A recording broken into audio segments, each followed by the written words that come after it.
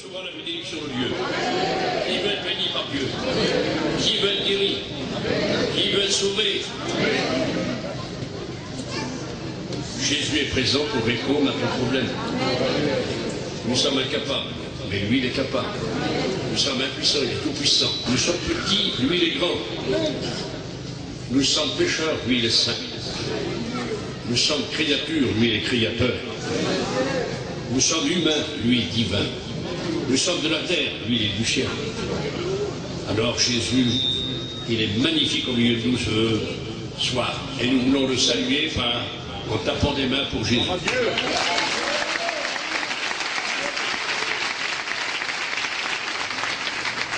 Jésus est le roi des rois.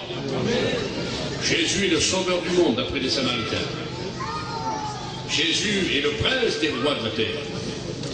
Jésus, c'est le soleil de la justice, l'étoile brillante du matin. Jésus est le sauveur de tous les hommes. Jésus, c'est l'agneau de Dieu qui ôte le péché. Jésus, lui, il est le véritable. Jésus, c'est le commencement. Non, il est, lui, l'auteur de la création. Lui, second, se permet de corriger même le grand théologien, pas la Bible. Il dit que Jésus était le commencement de la création. Et les témoins de Jéhovah présentent que Jésus aurait été créé. Mais c'est faux. Jésus est le prince de la création. Il est le chef. Il est le maître. Et ce soir, il veut être ton maître. Est-ce que tu veux l'accepter comme sauveur? Et il faut qu'il soit ton maître ensuite. Il y a beaucoup de gens qui veulent Jésus comme sauveur, mais pas comme maître. Nous l'avons accepté, nous, comme sauveur et comme maître. C'est pour ça que nous sommes très contents d'être avec lui. On est joyeux. Il y a des réussites dans le monde. Mais réussir sa vie, c'est différent. La réussite des hommes, elle est passagère. Réussir sa vie, c'est le Christ. Seul le Christ peut donner raison à ta vie, une idéal à ta vie, une espérance à ta vie, rendre réelle ton espérance, fortifier ta foi. Ta petite foi, il veut la fortifier. Alors ce soir, on va tâcher de brosser la parole de Dieu, vite fait, pour en tirer un peu le parfum. Vous savez, il n'y a pas beaucoup de prédicateurs sur cette planète Terre qui est capable d'apporter tout le parfum d'un passage. Nous sommes limités. Mais Jésus est bon, et dans son amour, il nous a donné le privilège d'apporter la parole. Alors, je vais faire une lecture avec vous, si vous voulez bien. L'évangile de Luc. Nous avons lu hier ce passage, chapitre 4, et verset 16. Le Seigneur dit ces paroles, l'Esprit du Seigneur est sur moi, et à la fin, il dit pour publier une année de grâce du Seigneur. Mais si je lis dans l'Isaïe, alors c'est différent. Nous trouvons un passage, chapitre 61 et verset 2. Il dit le même passage, mais il dit là, pour publier une année de grâce du Seigneur et un jour de vengeance. Entre le jour de vengeance et l'année de grâce, il y a des années et il faut en voir la conséquence. Je lis pour vous maintenant Matthieu chapitre 24, pour celui qui a la parole de Dieu. Il est dit ceci: comme Jésus s'en allait à la sortie du temple, ses disciples s'approchèrent pour lui faire remarquer la construction ou les constructions.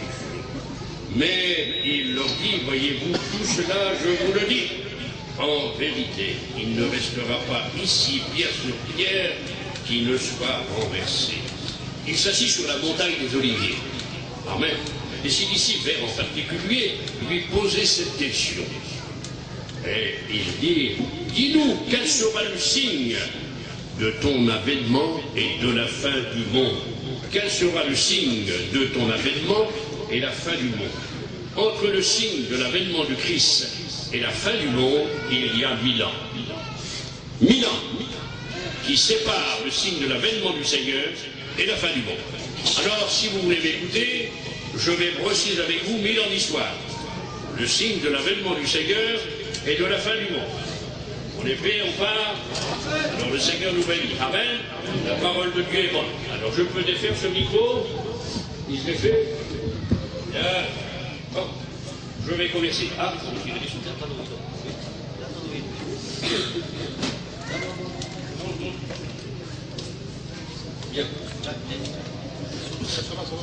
Chers frères et chères sœurs, amis prédicateurs, serviteurs de Dieu, candidats, étudiants, et aussi les amis qui sont là, nous vous disons, soyez bénis de la part du Seigneur.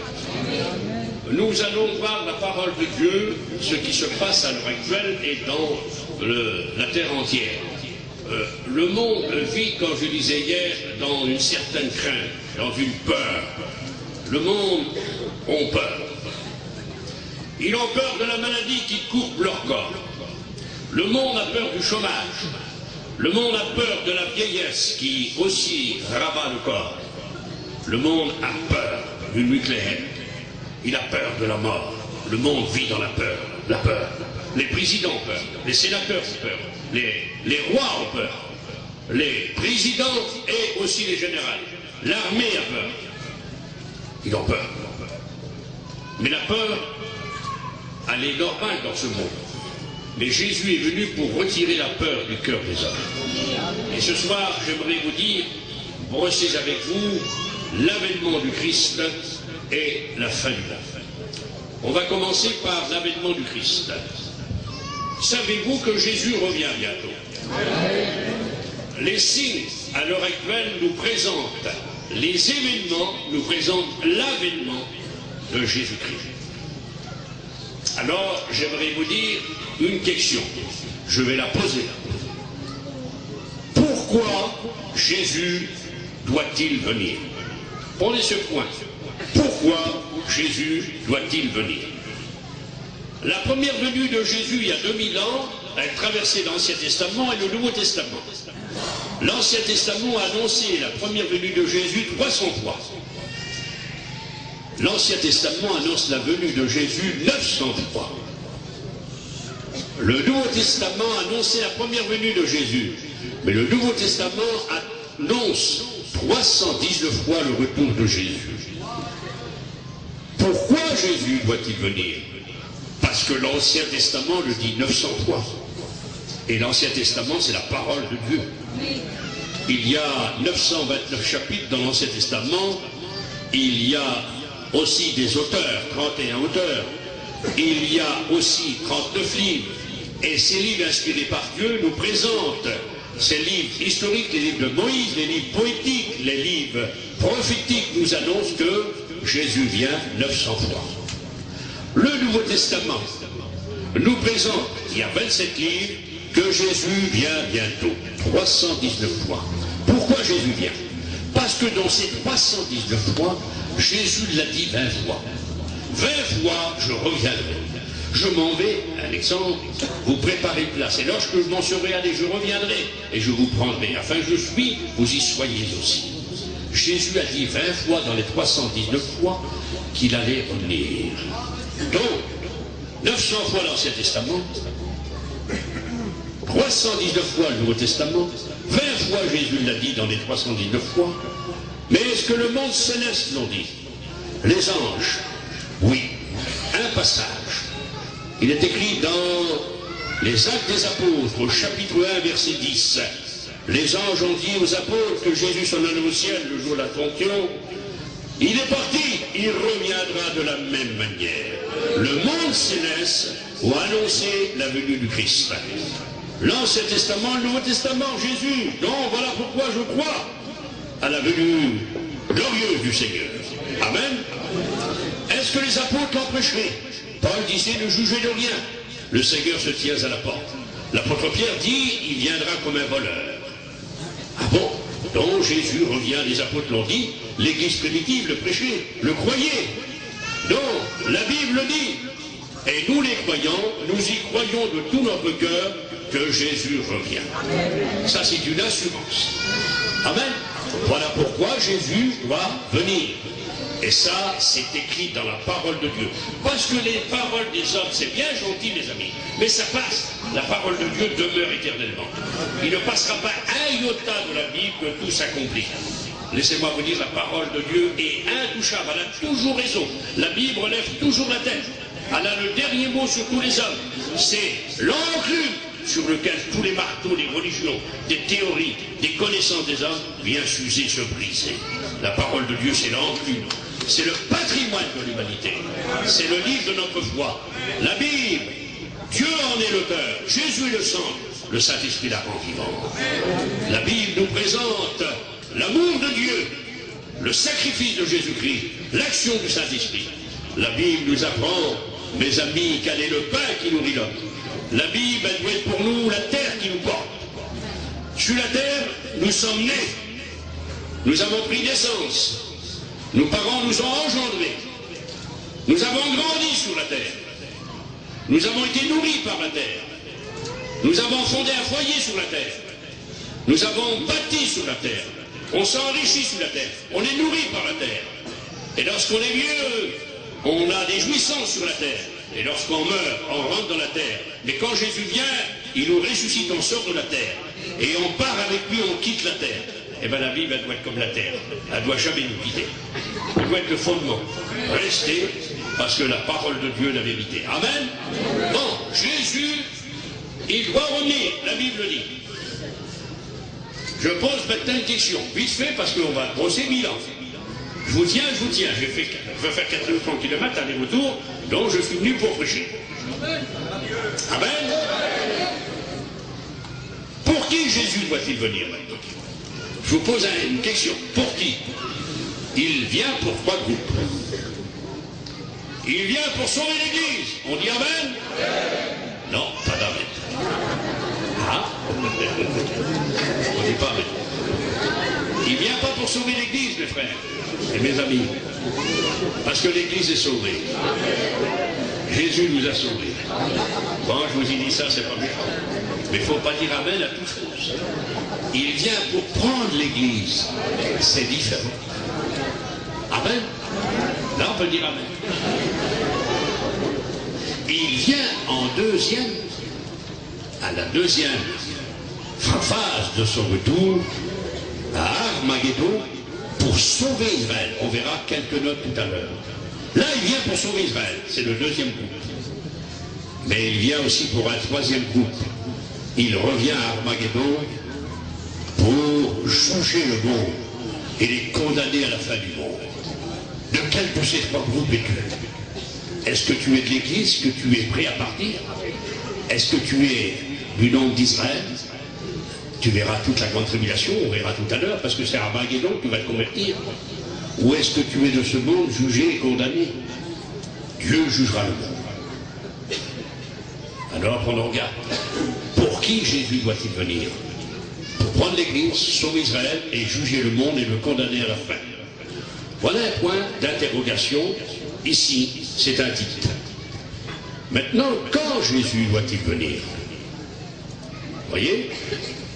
Alors, la Bible est formelle. Elle dit qu'il vient le soir. Ensuite, elle dit qu'il vient au milieu de la nuit. Et ensuite, elle dit qu'il vient le matin. Il vient aussi au chant du coq. Alors, tous ces passages, il vient comme deux sont dans un lit. Il vient comme deux sont dans un champ. Deux dans un champ, c'est le jour. Deux dans un lit, c'est l'homme et la femme, bien sûr. Et c'est la nuit. S'il vient au milieu de la nuit, c'est minuit. S'il vient le matin, c'est de 8h, 9h, toute l'heure, pour aller travailler. Et s'il vient au chant du coq, c'est 6h du matin. Pourquoi que Jésus donne une panoplie dans les 4 évangiles? Vous avez bien compris? Quand il vient. C'est-à-dire, il place les hommes dans la connaissance pour dire qu'il faut être prêt. Parce que lorsque nous, on se lève, les Américains se couchent. Vous avez compris, eux, c'est la nuit, et nous, c'est le jour. Ils pensaient, le Seigneur plus scientifique que nous, ils pensaient aux autres continents. Qu'ils sont dans la nuit, nous, on est dans le jour. Alors, nous, ça sera le matin, et les autres, ça sera dans la nuit. Mais ce qui compte, c'est d'être pris. Amen. Alors, restons dans la note biblique. Pourquoi Jésus doit-il venir? Parce que la Bible dit. Pour qui? Pour 3 groupes. Maintenant, quand il vient bientôt. Voici ce que dit l'Apocalypse. Oui, celui qui atteste ces choses, c'est Jésus. Il dit, je viens bientôt. Donc c'est le cri. Il vient bientôt. Peut-être ce soir, demain, on ne sait pas. Mais on verra encore. Alors la parole de Dieu est formelle. Maintenant, est-ce qu'on peut connaître le moment de sa venue? Est-ce qu'on a le droit de dire un jour? Est-ce que la Bible dit l'année? Non. Est-ce qu'elle dit la semaine, le mois? Non. Est-ce qu'elle dit le jour? Non. Est-ce qu'elle dit l'heure? Non. Est-ce que les hommes le savent? Non. Vous voyez, Jésus répond par un non. Est-ce que les anges le savent? Non plus. Ah bon? Mais est-ce que Jésus le sait? Alors vous allez me dire, mais il est écrit, le Fils de l'homme ne le sait pas. Alors je réponds à cette question, Jésus le savait, oui et non. Parce que Jésus, comme il était sur la terre, il était homme. Il a participé au sang et à la chair. Hébreux chapitre 2, verset 1. Son corps a été crié par le Saint-Esprit. Luc chapitre 1. Formé par Dieu le Père. Hébreux chapitre 10, verset 5. Jésus était homme, il dormait, il avait faim, il avait soif, il a pleuré 3 fois Jésus, devant le tombeau de Lazare, sur Jérusalem. Vous voyez, retenez bien, il y a la croix. Jésus était homme. Alors Jésus, il a dit, le Fils de l'homme ne le sait pas, en étant homme. C'est écrit 81 fois dans la parole de Dieu que Jésus est appelé le Fils de l'homme. 81 fois. Jésus étant homme, il ne le savait pas. Il ne pouvait pas être à Nazareth et à Jérusalem en même temps. Mais comme Jésus était aussi sur la terre, il était Dieu. Amen. Où il était Dieu? C'est comme il a dit à la mer, silence, tais-toi. Où Jésus était Dieu, comme il a dit à Lazare, sors. Et le mort, depuis 4 jours, est sorti. Seul Dieu peut faire ce miracle. Jésus était Dieu. Où Jésus était Dieu, comme il avait redit le figuier, il a changé l'eau en vin. Où Jésus était Dieu, comme il a dit, mon enfant, tes péchés te sont pardonnés. Il était Dieu. Et là, il le savait. Alors, est-ce qu'on connaît le jour? Nous, non. Les hommes, non. Mais Jésus le savait. En étant Dieu, oui.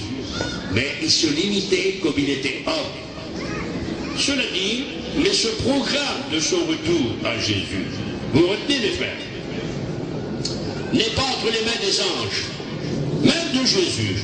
Le programme du retour de Jésus, Jésus l'a remis entre les mains de son Père. Seul le Père. C'est lui qui tient ce programme divin du retour de son Fils. Ça, c'est l'avènement du Seigneur. Alors, laissez-moi vous dire que Jésus, si on ne sait pas le jour, l'heure, mais il vient bientôt. Amen. Maintenant, voyons, s'il vous plaît, ensemble, encore la parole de Dieu.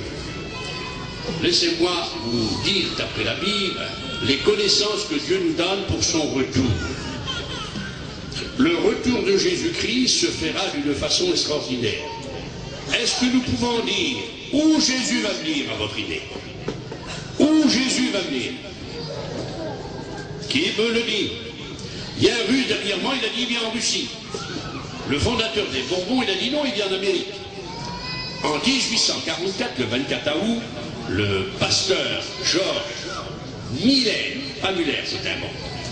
Il a rassemblé ses chrétiens et sur la montagne, il a dit Jésus vient. C'était en 1844. Ça fait 150 ans.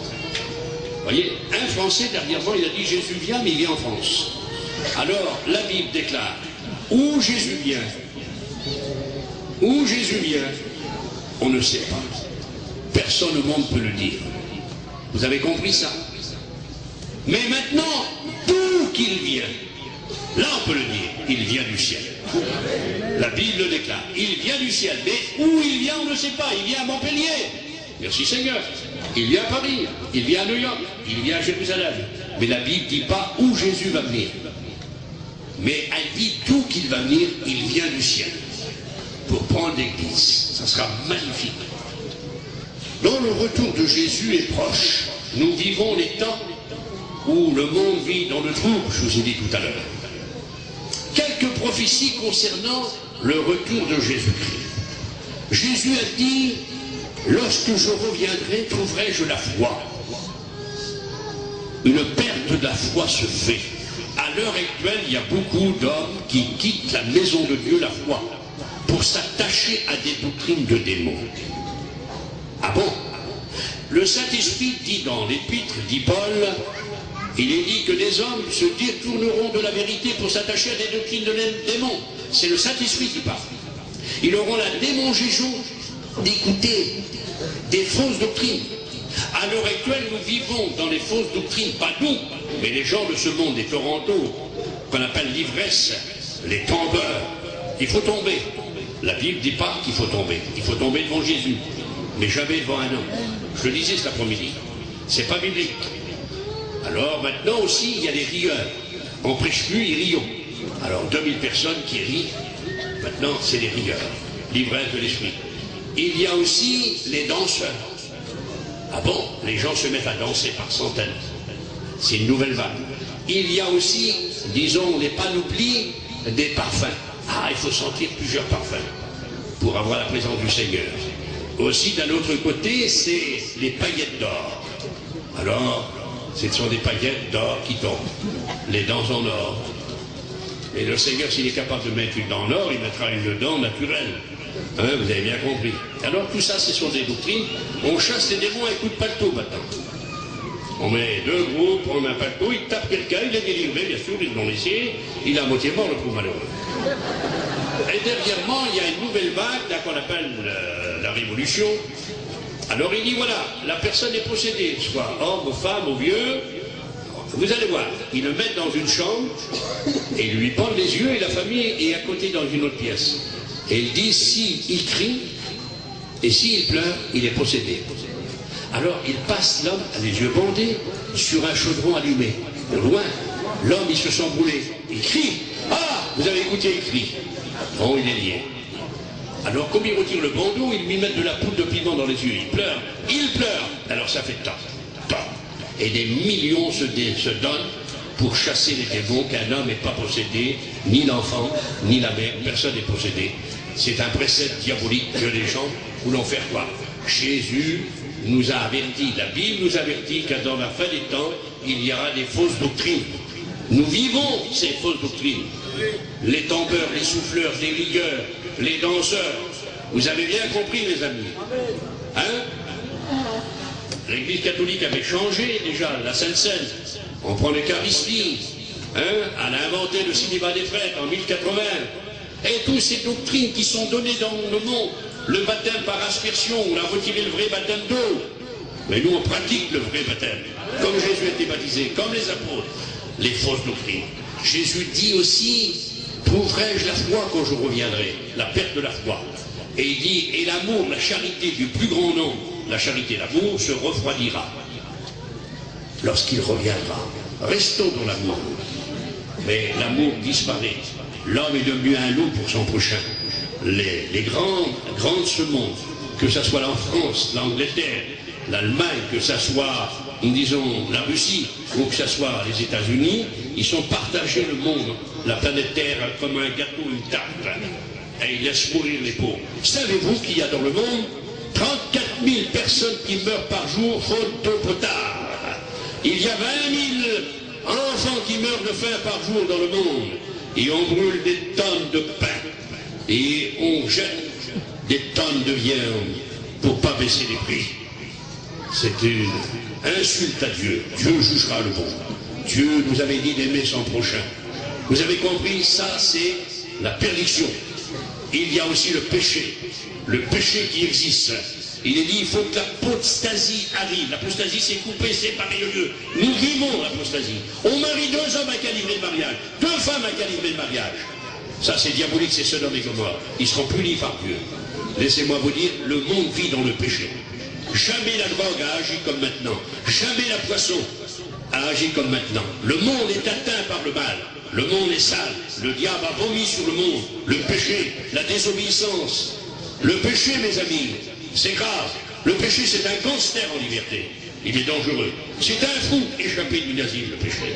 Le péché, c'est une vague nucléaire de plusieurs mètres qui donne la mort sur les plages de ce monde. Le péché, c'est une pente glissante où l'homme glisse depuis 6000 ans. Il ne peut pas s'arrêter.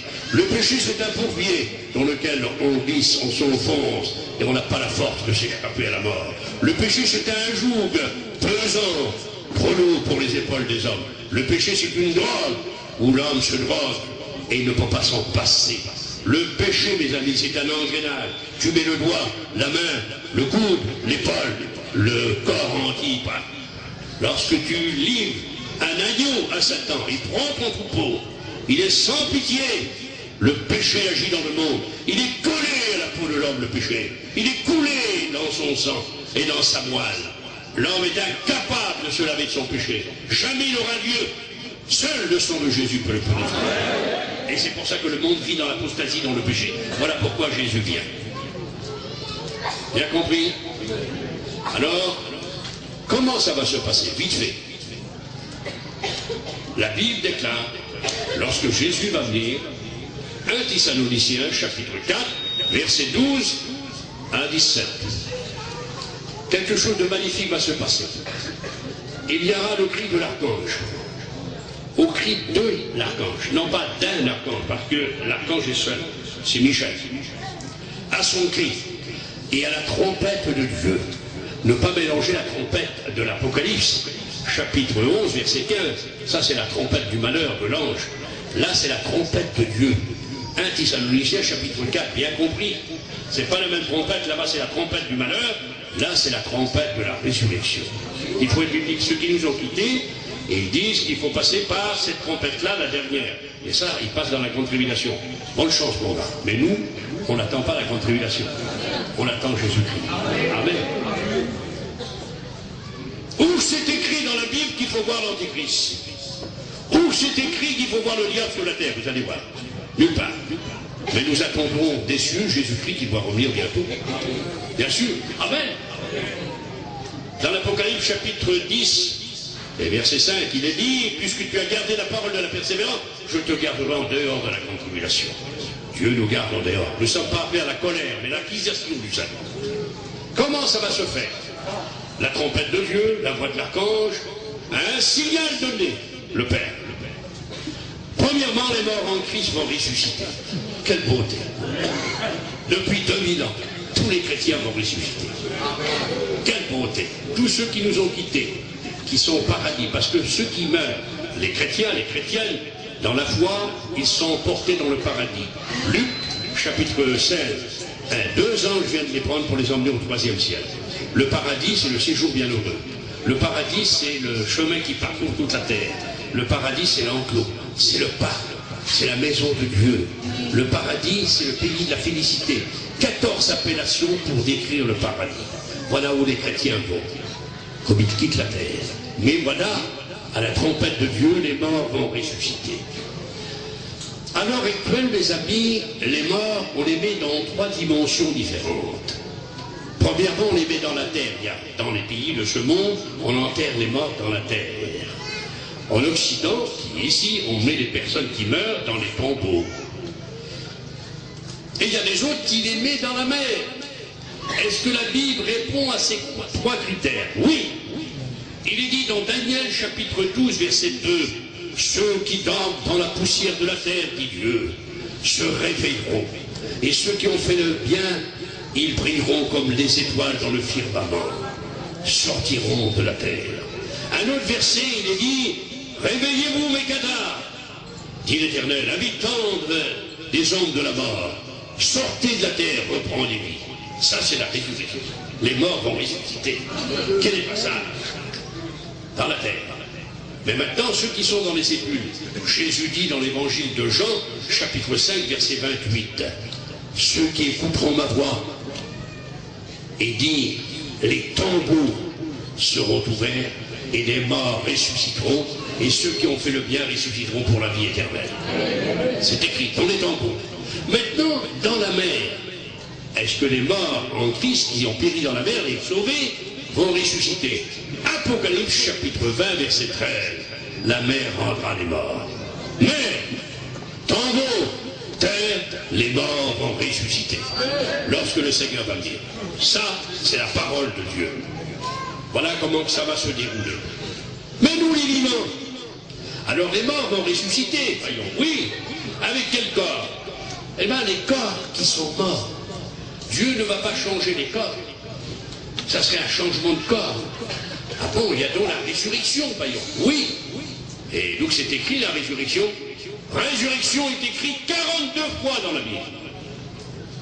Ressuscité, c'est écrit 60 fois dans la Bible. En tout, ils vont ressusciter, ils ressuscitèrent. Le mot résurrection, employé sur 15 appellations différentes dans le Nouveau Testament, est marqué 154 fois que les morts vont ressusciter. 154 passages. Je crois de tout mon cœur à la parole de Dieu. Les morts vont ressusciter. Dans la terre sortiront des sépulcres et de la mer. Ça, les corps ressuscités, il est dit dans Philippiens chapitre 3, il englobera notre corps d'humiliation, hop, le rendant encore de sa gloire. Là, c'est un changement qui va se faire. Vous avez bien compris. Avec quel corps vont-ils ressusciter? Les corps ressuscitent, et ensuite le Seigneur fait le miracle. Il est dit dans 1 Corinthiens chapitre 15, versets 51 et 52, nous serons tous changés, nous les vivants, et les morts aussi. Et là, ce qui est terrestre sera céleste. Ce qui est infirme sera pleine force. Ce qui est de la terre sera du ciel. Vous avez bien compris. Le corps corruptible sera incorruptible. C'est écrit dans la parole de Dieu. On sera changé, nous les vivants. Vous allez venir demain. Les vivants auront disparu. Les sépulcres seront ouverts. Alors, mes amis, laissez-moi vous dire quelle chose ça va se faire. Le monde entier sera touché à cette résurrection des morts en Christ et l'enlèvement de l'Église. Il y a à l'heure actuelle environ, pas tout à fait 1 milliard de vrais chrétiens évangéliques. Imaginez-vous que vous comptez 500 millions qui sont vivants. Il y a des morts en Christ. Mais quand je dis presque 1 milliard, il y aura 1 milliard presque de personnes qui vont disparaître. Alors imaginez-vous le Seigneur vient ce soir. Hein? C'est l'enlèvement de l'Église. Alors j'aimerais vous dire que ça va être magnifique. Imaginez-vous un petit peu, les morts en Christ ressuscitent, nous les vivants, on les change.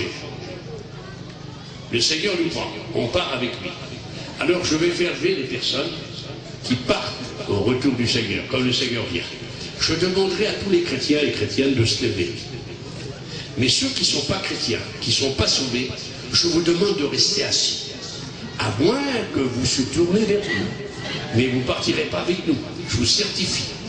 Mais tous les chrétiens et chrétiennes qui sont sauvés, Jésus vient ce soir, levez-vous, nous allons partir. Levez-vous. Allez, les autres ne se lèvent pas, tu n'as pas le droit. Tu n'as pas donné ton cœur à Dieu. Alors tu restes. Alors voilà le programme pour les chrétiens. Nous on part. On est prêts? Jésus vient. Bam! Jésus nous a pris. Asseyez-vous.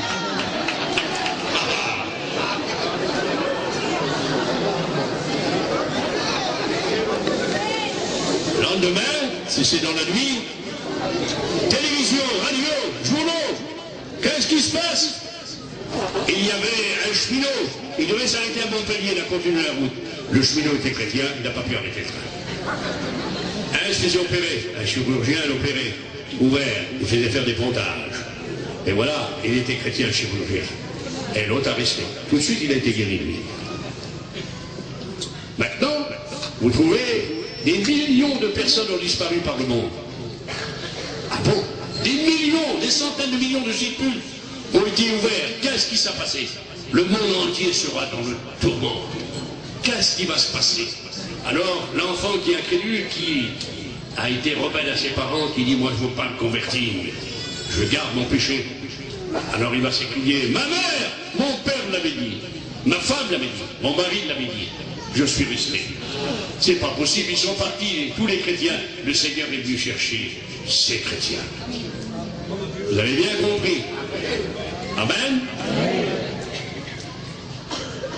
Avant de ce qui va se passer sur la terre, Jésus prend ses chrétiens. Parce qu'après l'enlèvement de l'Église, je vais maintenant brosser l'histoire. C'est pas fini. J'ai pas fini. L'enlèvement de l'Église, quel sera le signe de ton avènement? L'enlèvement, on est parti. Remarquez ce que la Bible déclare. Avant que Dieu ait détruit la terre, les hommes au temps de Noé, il a mis Noé dans l'arche. Et les autres ont péri. Avant que Sodome et Gomorrhe soient détruits, Dieu avait fait sortir Lot, image de l'Église. Avant que les Égyptiens périssent dans la mer Rouge, Dieu avait fait passer son peuple 3 millions à pied sec. Avant que Jérusalem soit détruit en 70, il avait fait sortir l'Église primitive.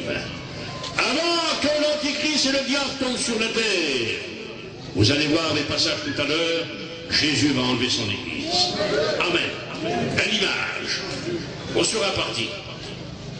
Alors, peut-être, toi qui vas rester, quel sera ton avenir? Alors, on a vu vite fait le programme pour ceux qui sont chrétiens, qui ont accepté Jésus-Christ, qui ont fait la paix avec Dieu, qui ont voulu que le sang de Jésus les lave. Ils ont voulu être chrétiens et chrétiennes, pas forcés, mais ils ont donné leur vie à Jésus. Alors, ils sont sauvés, et Jésus il est venu les chercher. Alors, on est parti, ne comptez plus sur nous. Le programme de l'Église est terminé. Qu'est-ce qui va se passer comme nous on sera enlevés? Le programme qui vont rester sur la terre, on le voit tout de suite. Mais avant, lorsque Jésus nous voit, lorsque Jésus nous prend, lorsqu'il ressuscite les morts en Christ et qu'il prend les vivants qui les changent, où il nous emmène? Il nous emmène dans le ciel. 1 Thessaloniciens chapitre 4, versets 12 à 17. Dans le ciel. Ah bon? Ah c'est bon ça. Et qu'est-ce qui va avoir lieu, païen? La parole de Dieu déclare Apocalypse chapitre 19. Pas les textes, mais je les connais. Il est dit, il va préparer ses tables. Et c'est le festin des noces de l'agneau. Ah, quelle beauté. Et là, nous, la fiancée, nous allons devenir, retenez bien, l'épouse de l'agneau. L'église n'est pas l'épouse, elle est la fiancée. Et là, au festin des noces, nous recevrons les honneurs parce qu'on recevra des récompenses et on va être, disons, l'épouse de l'agneau. Réjouissez-vous, il est dit dans l'Apocalypse chapitre 19. L'heure est venue où le festin des noces est arrivé. L'Église se prépare comme une épouse pour son époux. Quelle beauté! Alors, les gens qui ne veulent pas être sauvés avec nous, qui veulent passer par la grande tribulation, eux, s'ils attendent, vous allez voir le programme. Vous allez le voir tout de suite. Mais nous n'attendons pas l'Antichrist. Moi, païen, serviteur de Dieu, j'attends pas le diable sur la terre. J'attends pas l'Antichrist. J'attends pas le faux prophète, vous allez voir. Mais j'attends Jésus-Christ. Amen. Et moi, j'attends le festin des noces. Jésus me présente un festin et les autres me présentent une boucherie. La différence. Alors nous, on est partis. On est récompensés. Nous, la fiancée, on est l'épouse. Si tu es jaloux, si tu t'es pas levé tout à l'heure, tu auras la possibilité, avant de quitter ce campement, même sous la tente d'ailleurs, de faire la paix avec Dieu. Jésus s'est dérangé pour te bénir et te sauver. Et je te le dis de tout cœur. Amen. Voyons maintenant le programme pour ceux qui vont rester. Ah, c'est pas le programme de l'Église. Ah non, il y a un univers qui les sépare. Ceux qui vont rester, voyons le programme. Vous voulez me suivre? Vous voulez l'écouter? Apocalypse chapitre 12. Il est dit qu'il y aura une bataille à l'échelle de l'univers. Michel avec ses anges et Satan avec ses démons, ses anges déchus, vont lancer cette bataille. Et ça va être colossal. Vous avez bien compris. Et au bout de cette bataille, il est dit que le diable est vaincu. Il va tomber sur la terre avec tous ses démons par milliards. Le diable n'est pas sur la terre, il se promène, selon Job chapitre 1, verset 7. Mais son domicile est dans les lieux célestes. Et là, des lieux célestes, il sera précipité sur la terre avec ses démons. Et dans l'Apocalypse chapitre 12, il est dit, versets 18 et 19, « Malheur, malheur à la terre et à ses habitants, le diable est descendu chez vous, animé d'une grande colère, chassant qu'il a peu de temps. » Il a peu de temps. Il est animé d'une grande colère. La grande colère de Satan est redoutable, mes amis. Nous, on ne la craint pas, parce qu'on ne la verra pas. Mais celui qui restera, la verra. Malheur à la terre, bonheur à l'église dans le ciel. De quel côté es-tu? Réfléchis, sois intelligent. Pourquoi tu passerais dans cette tourmente? Pourquoi tu verrais Satan? Pourquoi que tes enfants resteraient avec toi? Sois intelligent. Pourquoi pas être chrétien? Partir avec les chrétiens, c'est beaucoup plus intelligent. alors le diable sur la terre avec les démons. Première chose, Apocalypse chapitre 13, versets 1 à 2 et 4 et 8.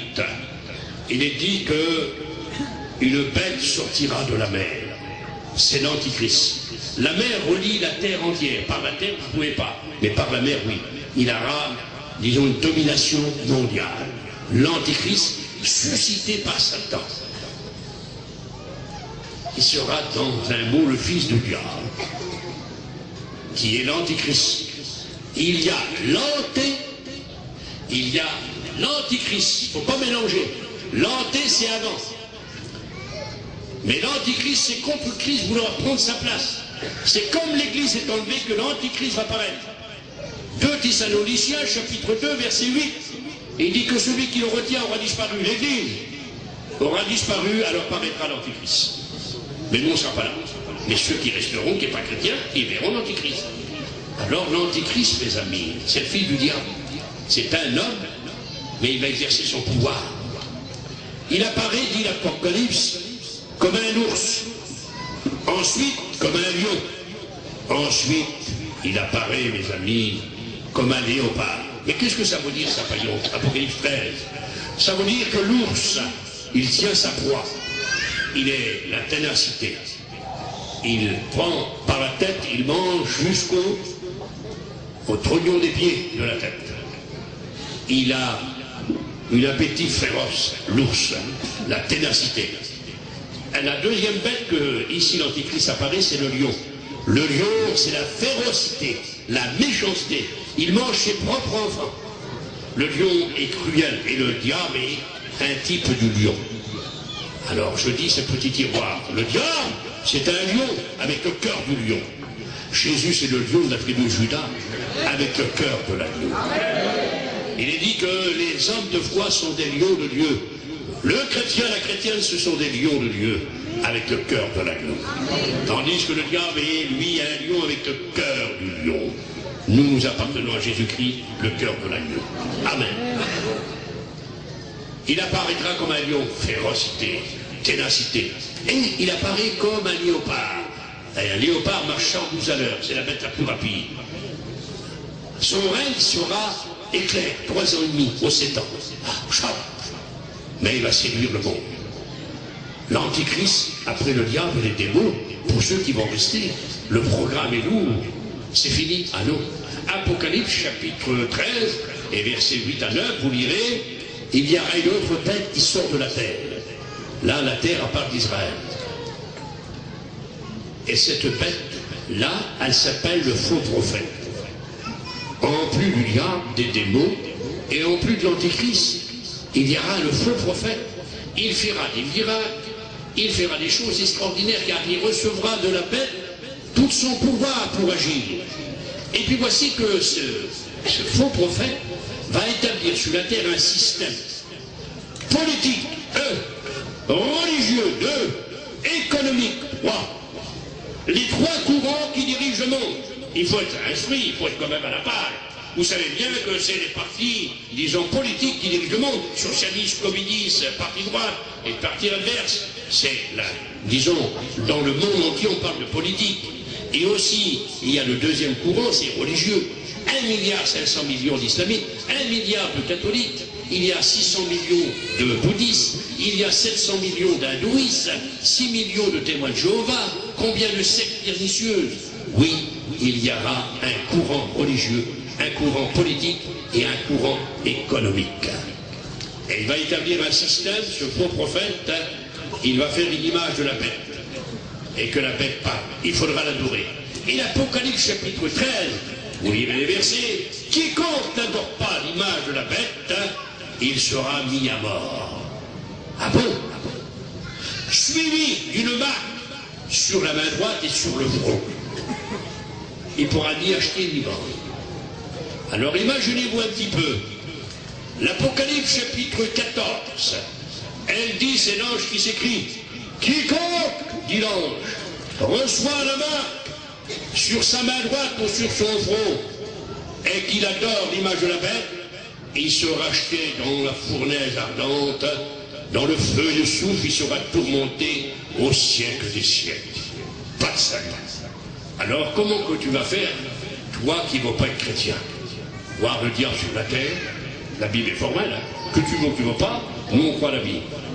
Les démons sur la terre, l'antichrist, le faux prophète, il y a l'image de la bête, il y a la marque.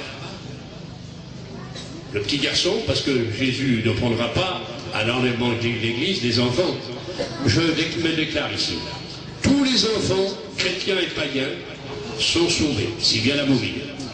Mais les enfants resteront avec leurs parents qui ne sont pas sauvés. S'ils viennent à mourir pendant la grande tribulation, ils seront sauvés. Mais ils verront la grande tribulation. Alors toi qui ne vas pas être chrétien, tu feras passer tes enfants dans la grande tribulation. Et ils vont te dire, papa, pourquoi tu vois le diable? Pourquoi tu n'as pas été chrétien comme la tante Yvonne, hein, ou le tonton Victor? Pourquoi tu t'as pas mis chrétien, mon père? Il faut qu'on voit la marque. Il faut qu'on voit l'antichrist, le faux prophète. Pourquoi papa t'a fait ça? Qu'est-ce que tu vas répondre à tes enfants? Présente-moi, toi la Capone, toi qui ne veux pas de Dieu, tu ne veux pas te convertir. Tu ne pourras pas même pas répondre à tes enfants. Et ton fils va dire, papa, j'ai faim, je veux du pain, mon père. Monsieur le faux prophète, mon fils a faim. Oui, du pain en abondance, parce que le monde, il va être plein. L'antichrist, il s'est attiré à lui. Et dans la marque, ah non, alors pas de pain. Tu n'auras pas la capacité de donner un bout de pain à ton enfant. Imagine-toi, hein, toi qui ne veux pas de Dieu. Réfléchis, sois intelligent. Tu vas peut-être pas dormir ce soir, mais que Dieu va te poursuivre. Amen. Amen. C'est fini? Ah non. C'est suivi, écoutez bien, de 3 fléaux divins de 7. Apocalypse chapitre 6, chapitre 7 et chapitre 8, il y a 3 chapitres qui sont réservés aux 7 sceaux. Il y a une voix qui s'écrit, qui peut ouvrir les sceaux, le livre de la main droite de celui qui est assis sur le trône? C'est le Père. Personne. Mais une voix se fait entendre, le lion de la tribu de Juda, Jésus peut l'ouvrir. Et c'est Jésus qui ouvre sceau par sceau. Le premier sceau, c'est un cheval blanc. C'est l'antichrist, il part à la conquête. Le deuxième sceau, c'est la famine, c'est un cheval noir. Le cheval aussi, il est dit, le cheval de la guerre. Le cheval pâle, c'est le cheval de la mort. 7 sceaux sont ouverts par l'agneau. Mais comment que ça se fait que Jésus frappe? Jésus, écoutez bien, j'aimerais vous dire, Jésus, il y a 2000 ans, il a apporté le salut. Mais lorsqu'il a fondé et qu'il a pris son église, Jésus, il y aura la colère de l'agneau. Son amour, c'est de te sauver, te guérir. Mais lorsque tu ne veux pas de Jésus, lorsque l'église sera tombée, tu vas connaître la colère de l'agneau. Et la colère de l'agneau vient au chapitre 6 de l'Apocalypse, verset 14.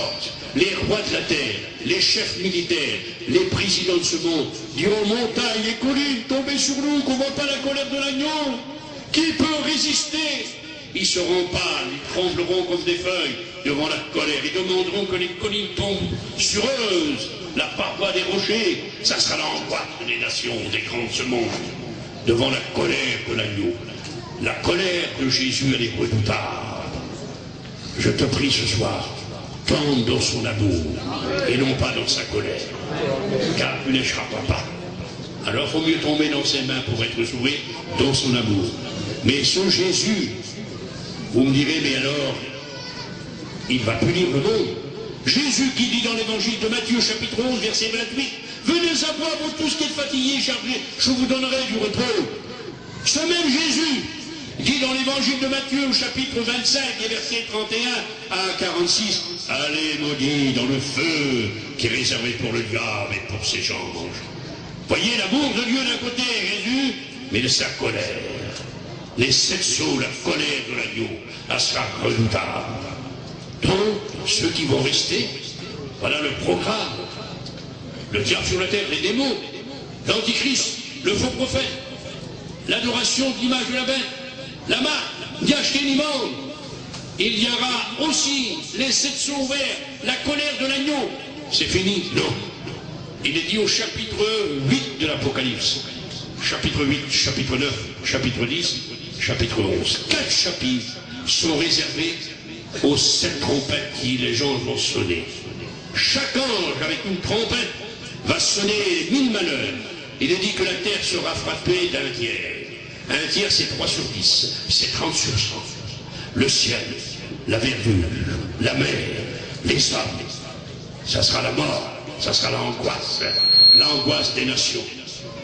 Ça sera terrible. Personne ne pourra échapper. Ça sera terrible, mes amis. Les 7 trompettes vont sonner. Chaque trompette, c'est 1000 malheurs qui frappent le monde. Et les hommes chercheront la mort. Ils ne la trouveront pas. Alors, quelle catastrophe, quelle angoisse. Il y aura la douleur. Ils se montreront la langue de douleur, voulant se donner la mort, mais ils ne pourront pas. Et ça sera dans la grande tribulation. Ça sera après dans les mondes d'église. Ça sera pour ceux qui ne sont pas pris, qui n'ont pas voulu être sauvés. Alors ils tomberont sur le joug et le lieu.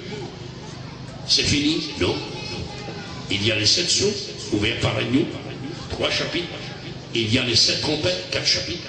Mais maintenant, il y a l'ardente colère de Dieu, le Père. Ah bon? Et ça, c'est écrit dans l'Apocalypse, chapitre 15 et chapitre 16.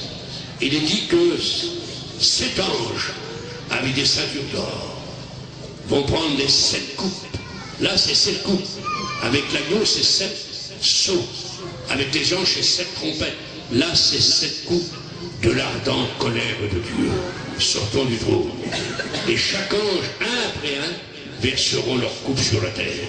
Apocalypse chapitre 16. Le premier versera sa coupe. Et il est dit que les gens pourriront vivants. Les yeux pourriront dans leur orbite. La langue pourrira dans la bouche. Pendant qu'ils seront sur leurs pieds pourriront. C'est écrit dans l'Ancien Testament. Les mains pourriront. Ils tomberont pourris vivants. Ça commence avec le nucléaire. Ça commence avec le sida. Ah oui, mes amis, ce fléau sera redoutable. Là, c'est l'ardente colère de Dieu. Il y a la colère de l'agneau. Vous avez bien compris, au chapitre 6 de l'Apocalypse, au verset 14. Mais là, au chapitre 15, c'est l'ardente colère de Dieu. L'Éternel dit, c'est ma fureur qui monte dans mes trous de nez. J'ai préparé mon feu et le bois pour le tourment des nations. Ça sera terrible, mes amis. Le deuxième versera sa coupe sur la mer, et la mer va périr. Elle donnera comme un sang, le sang d'un homme mort. La mer nourrit 3 sur 4 parties du monde et produit l'oxygène. Et là, elle sera pourrie, la mer. La mer pourrie sera de sang. Et tous les bateaux et tous les îles vont périr. Le troisième versera sa coupe sur les sources, les robinets, les rivières, sur les ruisseaux, sur les cours d'eau, sur les fleuves, sur les lacs, sur les étangs, sur les mares. Et toutes les eaux de la terre seront du sang. C'est le troisième fléau, la colère ardente de Dieu. Et l'ange des eaux, car la Bible déclare qu'il y a l'ange des eaux, il y a les anges du vent, il y a les anges du feu, il y a les anges vengeurs de Dieu, il y a les anges qui portent Dieu. Il ne faut pas mélanger les anges, chacun à sa place. C'est tout un monde, la Bible, mes amis. On n'est pas des ignorants, nous, dans Vie Lumière. On connaît bien les choses. Venez dans nos assemblées à Montpellier. On va vous instruire. Il y a 6 salles, je crois, hein? 6 salles. Alors, vous êtes les bienvenus. Et c'est gratuit. On dit Amen? À Perpignan, à Béziers, à Narbonne, à Carcassonne. Dans tout le Midi, il y a des salles. Soyez les bienvenus dans la mission Vie Lumière. Amen? Je reprends. Il y a un ange encore qui va verser sa coupe, en plus des eaux. Mais comme l'eau va tourner en sang, alors peut-être tu vas te dire, mais comment je vais me laver les mains? Comment que ta femme va faire bouillir des pommes de terre? Et tu vas te voir peut-être ta petite fille, ton petit garçon, papa, j'ai soif. Je voudrais un verre d'eau, mon père. Tu peux avoir des tonnes d'or comme ça, tu peux avoir des Mercedes, tu peux avoir des terrains, mais c'est pas parce que tu as des terrains que tu es perdu, hein, loin de là. Quiconque est perdu parce qu'il n'a pas Jésus. Tu peux avoir une Mercedes, un terrain, une maison grandiose et être chrétien et sauvé. Et tu peux habiter dans une chaumière, avoir un vélo à place d'une auto et être perdu. Ce qui compte, c'est d'avoir Jésus. Amen. On l'équilibre. On est très équilibré. Vous avez compris? Amen. Papa, j'ai soif. Il n'y a pas d'eau. Mon père, tu ne peux pas me donner un verre d'eau? Alors tout à l'heure, j'ai dit, pour avoir un morceau de pain, on te dit, tu ne pourras pas lui donner, il faut la barre. Là, pour avoir un verre d'eau, tu ne pourras pas donner à ton fils. Tu pourras avoir des tonnes d'or. Il n'y a pas d'eau. C'est la terre punie par l'ardente colère de Dieu. C'est écrit dans la Bible. On ne peut rien faire. C'est l'Apocalypse chapitre 16. Alors tu es bien bas de ne pas donner un verre d'eau à ton enfant. Je le dis carrément, pour mes enfants, je donne ma vie. Je suis arrière-grand-père, je ne sais pas combien de fois, et j'aime bien ma petite famille, je suis 50, mais je donne ma vie tout de suite. Et là, toi, tu veux passer par la grande tribulation avec ta femme, tu ne vas pas être chrétien. Non, non, non. Tes enfants disent, mais faut te mettre, papa, faut te mettre chrétien. Non, non, non. Alors tu as décidé avec ta femme, on va passer par la grande tribulation.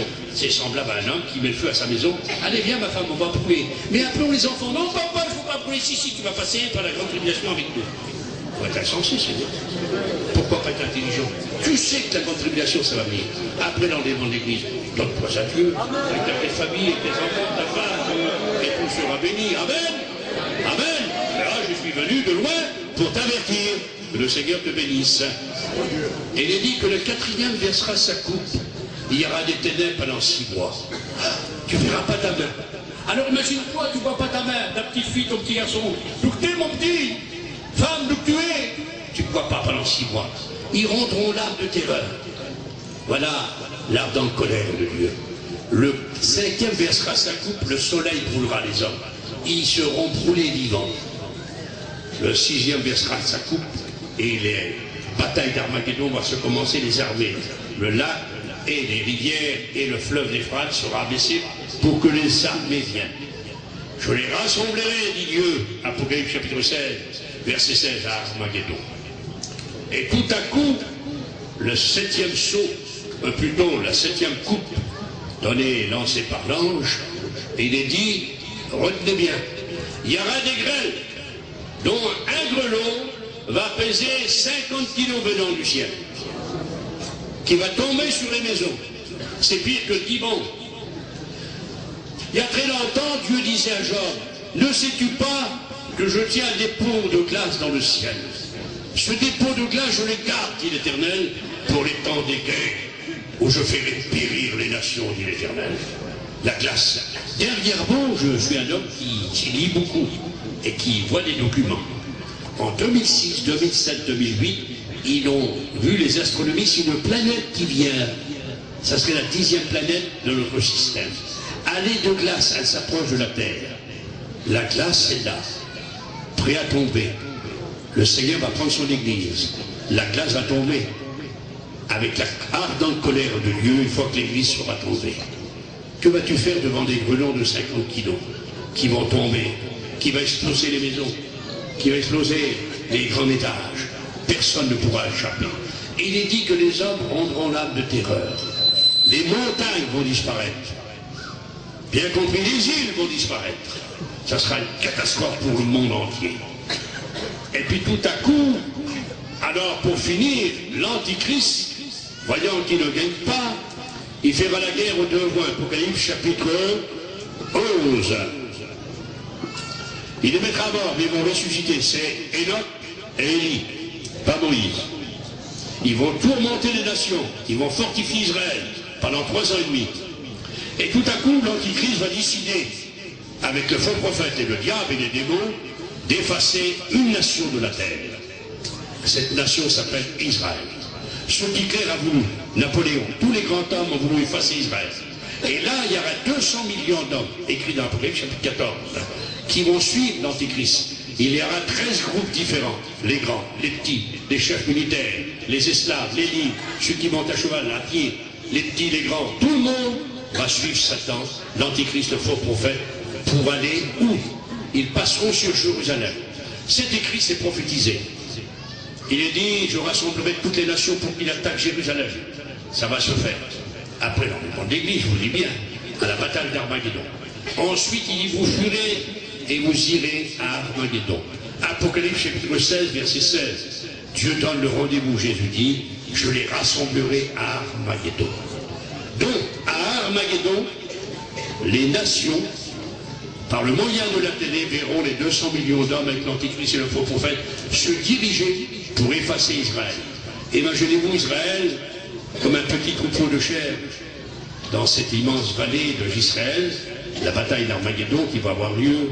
Elle fait 35 km sur 25 km. Peut-être vous l'avez visité, je l'ai visité, et là, ils vont crier après Dieu. Adonai, Elohim, Yeshua Mashiach, Jésus Sauveur. Ils vont se tourner vers Dieu. Et prêts à être agonisants, par l'Antichrist et le diable pour effacer. Là, c'est plus les nations qui se battent, c'est les nations réunies pour effacer Israël de la carte de la terre. Mais voici que le Seigneur apparaît. Apocalypse chapitre 19.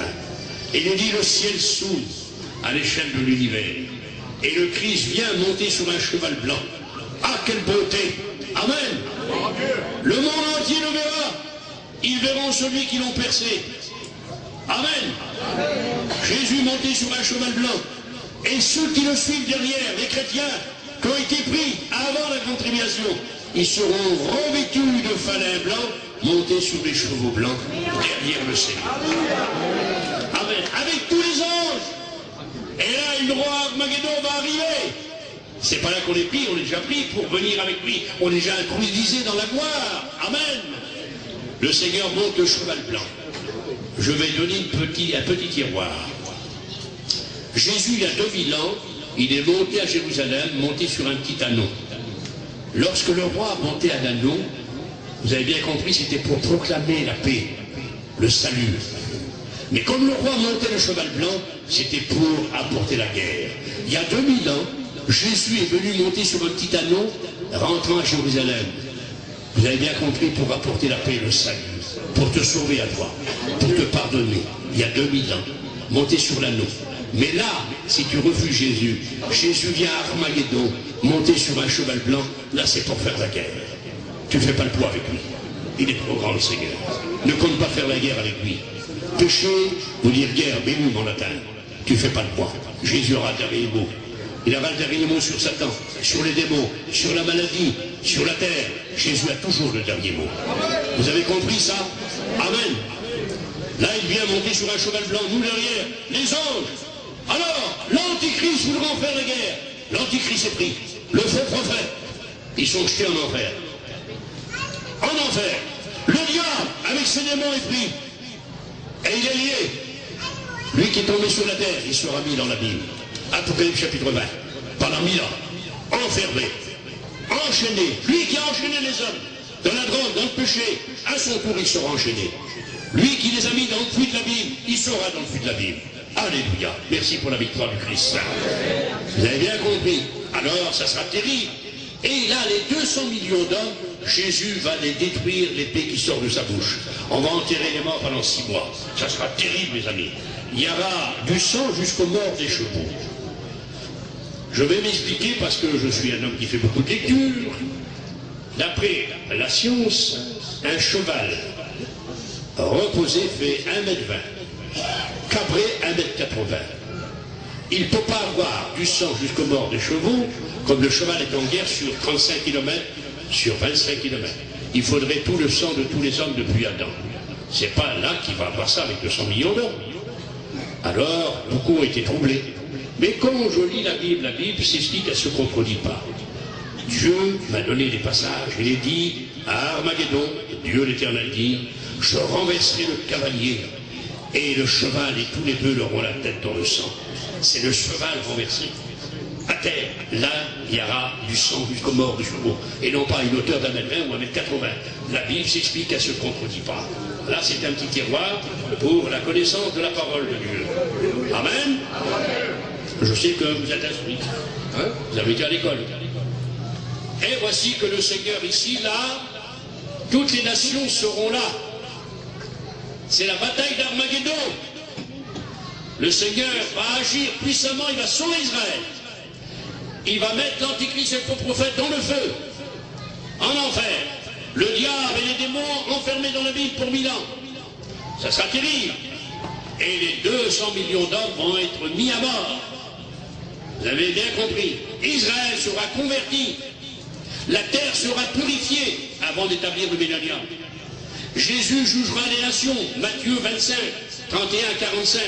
Toutes les nations passeront devant lui. À gauche et à droite, ça sera le jugement des nations. Ça sera terrible. 10 grands points sont présentés ici. Et puis voici que Israël converti, alors le Seigneur va se déranger d'Armageddon. 190 km, on arrive à Jérusalem. Il est écrit dans Zacharie chapitre 14 et verset 4, l'Éternel mon Dieu, qui est Jésus, paraîtra et il mettra ses pieds sur la montagne des oliviers. Elle se partagera parmi eux. Le tremblement de terre se fera pour nettoyer Jérusalem. Les anciens fondements vont paraître. La mosquée de Mar va sauter. La mosquée Al-Aqsa à côté va sauter. Toutes les églises dans Jérusalem vont sauter. Tout ce qui est impur fait par les hommes vont sauter. Les anciens fondements vont paraître. Et les Juifs convertis dans la Nouvelle Alliance bâtiront le temple dans la Nouvelle Alliance. Et ainsi le millénium va commencer, la terre sera purifiée. Il y aura 1000 ans de paix. Quelle beauté! Il y aura la connaissance de l'Éternel, longévité, prospérité, et ça sera magnifique sur toute la terre. La connaissance de Dieu sera sur toute la terre comme le fond des mers couvre la terre, ainsi sera la connaissance de l'Éternel. Et toutes les nations monteront à Jérusalem en disant « Fais-moi porter ton nom !» Et saisiront un juif par la pointe de ce manteau et qui va les instruire. Car de Jérusalem sortira la parole de l'Éternel. Et de Sion sortira la loi de Dieu. Pendant 1000 ans, ça sera la jouissance. Nous, les chrétiens sauvés, on sera dans le lieu très saint. À part, les Juifs, eux, seront dans le lieu saint, et toutes les nations de la terre seront dans le parvis. Pendant 1000 ans, que ça sera magnifique, mes amis. Mais voilà, j'ai dit que je vous brosserai 1000 ans d'histoire. Le diable, au bout de 1000 ans, il est relâché. Pourquoi? Pourquoi? Pour montrer, Dieu veut montrer aux anges et à l'humanité que le diable, que 1000 ans enfermé dans la Bible, ne l'a pas corrigé. Il ressort encore plus méchant. Il y a 10 milliards après, disons, le millénium. 5 milliards peut-être vont l'écouter. Vous me direz, mais pourquoi qu'ils vont l'écouter? Et pourquoi Adam et Ève vont écouter Satan? Ils étaient parfaits, ils étaient dans le jardin. Vous avez bien compris. Dieu a fait pendant les 1000 ans un paradis pour toute la terre. Bien compris. Mais Satan est relâché. Il séduira. Et là, il va faire la guerre. Et il dit, il va investir le camp des saints. Ça, c'est saint, c'est pas l'église. C'est ceux qui vont rester fidèles dans le millénium et les juifs convertis qui ont gouverné la terre pendant 1000 ans. Mais là, il est dit dans l'Apocalypse chapitre 20, un feu vient du ciel. Et il prend Satan et il le jette en enfer avec ses démons où l'Antichrist et le faux prophète ont été jetés 1000 ans au commencement du millénium. Satan sera jeté en enfer après le millénium, à la fin. Il y a 1000 ans d'écart. C'est fini? Non. Il y aura le jugement dernier, la fin du monde. Dieu s'assiera sur son trône. Dans l'Apocalypse, vous lisez, il s'assiera sur un gros trône blanc. Je me posais la question, parce que moi, comme je lis, j'interroge Dieu, j'interroge Jésus. Pourquoi, Seigneur, un grand trône blanc? Et la réponse était claire. Parce que je suis un grand Dieu, voyons. Il me faut un grand trône. Mais pourquoi, Seigneur, un trône blanc? Parce que, païen, je ne juge pas dans le noir. Je jugerai le monde dans le blanc. Même ma condamnation, ils auront la bouche fermée, les hommes, parce qu'ils sont coupables, redevables, ils sont condamnables, ils sont perdus. Alors je les jugerai dans le blanc. Voilà pourquoi le grand trône blanc, Dieu est un grand Dieu, et il juge le monde, il va condamner le monde dans le blanc. Les morts en Christ vont ressusciter depuis le commencement du monde, jusqu'à la fin. Tous les damnés, ceux qui ne sont pas sauvés. À la fin du monde, il n'y a personne de sauvé. Il a été sauvé avec les martyrs. Les Juifs ont ressuscité avec l'Église, lorsque le Seigneur a pris l'Église. Hébreux, chapitre 11, verset 40. Toute la liste de ces hommes de foi vont ressusciter avec nous. Mais eux, ils vont ressusciter, retenez, en 3 points. Jésus comme prémisse, Anastasia, pour plus mourir. L'Église, Anastasia, au retour du Seigneur. Et les Juifs comme appartenant au Christ. Chacun selon son rang. Ce sont les amis de l'époux, comme dit Jean-Baptiste. Je ne suis pas l'époux, je suis pas l'époux, je suis l'ami de l'épouse. De l'époux. Alors, disons vite fait que les Juifs vont ressusciter avec nous lorsque le Seigneur va apparaître. Mais là, nous sommes à la fin du monde.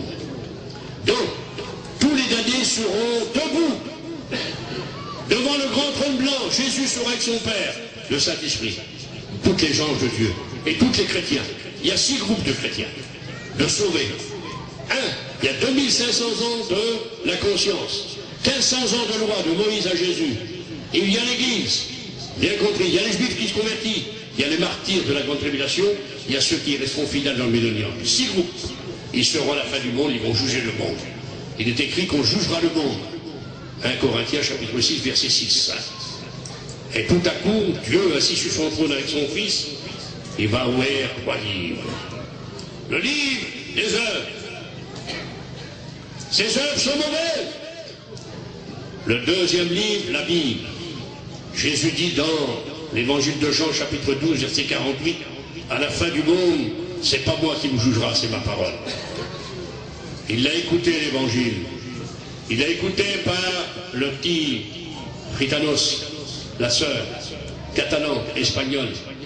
Il l'a écouté par le petit Manouche. Il a écouté la parole de Dieu. Ta vie se passera comme un film. Et tu seras jugé par la parole de Dieu. Il a écouté l'évangile, il n'a pas voulu la recevoir. Ses œuvres sont mauvaises. Et le livre de vie sera ouvert.